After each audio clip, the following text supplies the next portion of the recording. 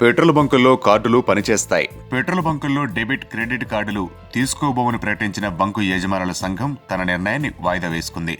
ఎప్పటిలాగే కార్డులు చెల్లుతాయని ప్రకటించింది. సర్వీస్ ట్యాక్స్ ను వినియోగదారుడు కాకుండా బంకు ఓనర్లే చెల్లించాలనే నిబంధన విధించడంతో డీలర్లు షాక్ తిన్నారు. పెట్రోల్ బంకుల్లో 80% కార్డు లావాదేవీల ద్వారానే జరుగుతాయి. ఈ నేపథ్యంలో సర్వీస్ ట్యాక్స్ చెల్లించడం బంకు డీలర్లకు పెనుభారంగా మారడం ఖాయం. దాంతో డీలర్లు నిరసన బాట పట్టారు. ఆదివారం అర్ధరాత్రి నుంచి బంకుల్లో డెబిట్, క్రెడిట్ కార్డులు చెల్లవంటూ ప్రకటించారు. సమస్య తీవ్రమవడంతో కేంద్ర ఇంధన మంత్రిత్వ శాఖ రంగంలోకి దిగింది. సంబంధిత వర్గాలతో చర్చలు జరిపింది. కార్డు లావాదేవీలన్నీ రిజెక్ట్ చేయాలనే ఆలోచనను వాయిదా వేసుకోవాల్సిందిగా కోరింది.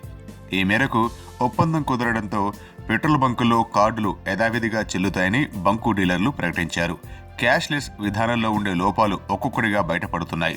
ఇలా ప్రతి చోట సర్వీస్ ట్యాక్స్ కట్టడం మొదలు పెడితే వినియోగదారుడు తీవ్ర స్థాయిలో నష్టపోవడం ఖాయం.